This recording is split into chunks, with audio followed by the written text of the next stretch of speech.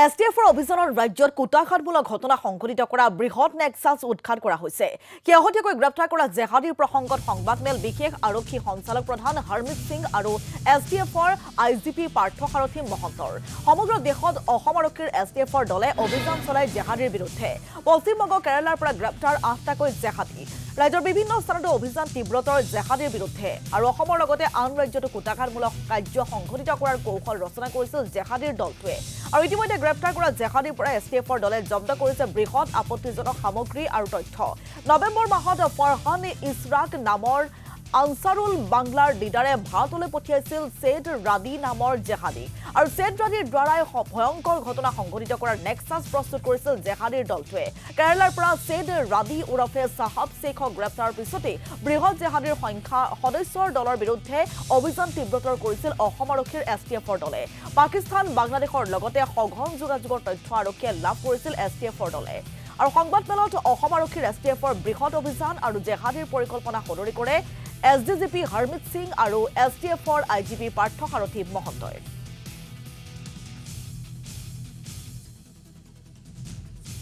বাংলা টিমৰ চিফ আছে যিটো বাংলাদেশত আছে আৰু ABT Ansarul Bangla team AQIS Al Qaeda in the Indian সাবকণ্টিনেণ্ট যিটো এটা গ্লোবাল টেৰৰিষ্ট অৰ্গেনাইজেশ্যন আছে। এইটো গ্লোবাল টেৰৰিষ্ট অৰ্গেনাইজেশ্যন যিটো ডিক্লেয়াৰ্ড আছে তাৰ এফিলিয়েট আছে এবিটিৰ মানুহ আপুনি জানে আগতে অসমত ধৰা পৰিছে। ফৰহান ইছৰাক এটা বাংলাদেশী নেশ্যনেল, মোহাম্মদ শাহ এলিয়াছ মোহাম্মদ শব শেখ যিটো ৰাজশ্বাহী বাংলাদেশৰ নিবাসী, তাক ইণ্ডিয়া পঠাইছিলে নৱেম্বৰ মাহত সি আহিছে ইয়াত স্লিপাৰ সেল খৰা কৰিবলৈ আৰু মানুহ গোটাবলৈ এটা অৰ্গেনাইজেশ্যনেল নেটৱৰ্ক ছেটআপ কৰিবলৈ যিটো ইণ্ডিয়াত violent subversive and disruptive activity কৰিব। ইটো খবৰক ডিটেইলড এনালিচিছ কৰি এছটিএফে PS case number 21/24 FIR lodge কৰিলে। গোটেই details of sections you will get in the press release. STF chief doctor Parthasarathi মহন্তাৰ ডাইৰেক্ট ছুপাৰভিজনত অপাৰেশ্যন প্ৰঘাতটো লঞ্চ হৈছে। আমাৰ ইয়াৰ পৰা কাণ্ট্ৰিৰ বেলেগ বেলেগ ঠাইত টীম পঠোৱা হৈছে। এই টীমবিলাক মানুহ আইডেণ্টিফাই কৰিছে, জেগা আইডেণ্টিফাই কৰিছে আৰু as I said before Bangladesh, West Bengal আৰু কেৰালা পুলিচৰ সহায় লৈ তেওঁবিলাকে বহুত ভালকৈ সহায় কৰিছে ইন দ্য নেশ্যনেল কজ। তাত মানুহ ধৰা পৰিছে। ইণ্টাৰভিনিং নাইট অফ ডিচেম্বৰ 17-18 ইটোৰ নাইটত in Kerala, West Bengal and Assam তিনিটা ঠাইত ৰেড, চাৰ্চ এণ্ড চিজাৰ হৈছে আৰু এই মানুহবিলাক ধৰা পৰিছে। মানুহবিলাক আছে মোহাম্মদ ছাদ ৰাদি যিটো এটা বাংলাদেশী নেশ্যনেল, মই আপোনাক জনাইছোঁ। মিনাৰুল শ্বেখ ৱেষ্ট বেংগল, ছাদ ৰাদি কেৰালাত ধৰা পৰিছে। মিনাৰুল শ্বেখ ৱেষ্ট বেংগল, মোহাম্মদ আব্বাছ আলী ৱেষ্ট বেংগল, এই দুজনে মুৰ্ছিদাবাদত ধৰা পৰিছে।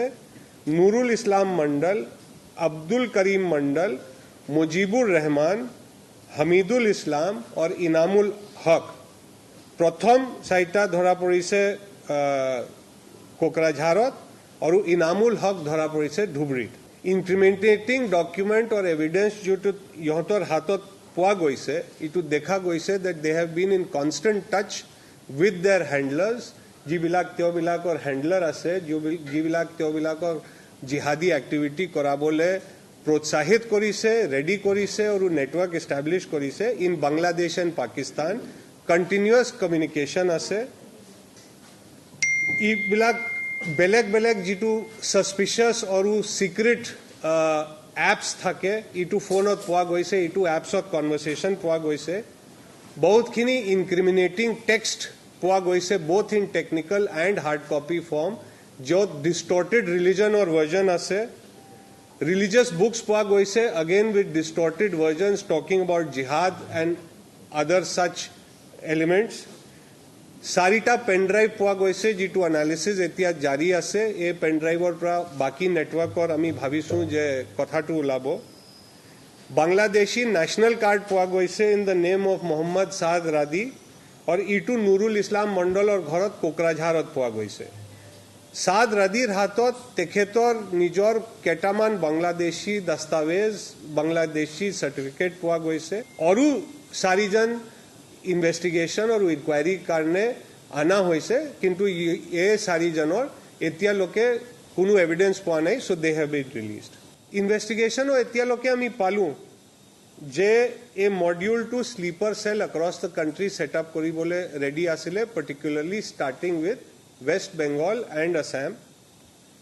এই কোভাৰ্ট অপাৰেশ্যনেল কেপেবিলিটি তেওঁবিলাকে ৰেডি কৰি আছিলে so' that they could indulge in subversion and violence. এই violence or subversion would have led to destruction of life and property। আমাৰ দেশ আৰু দেশৰ নাগৰিকসকলৰ ইয়াত হানি আৰু খ্যাতি হ'লেহেঁতেন।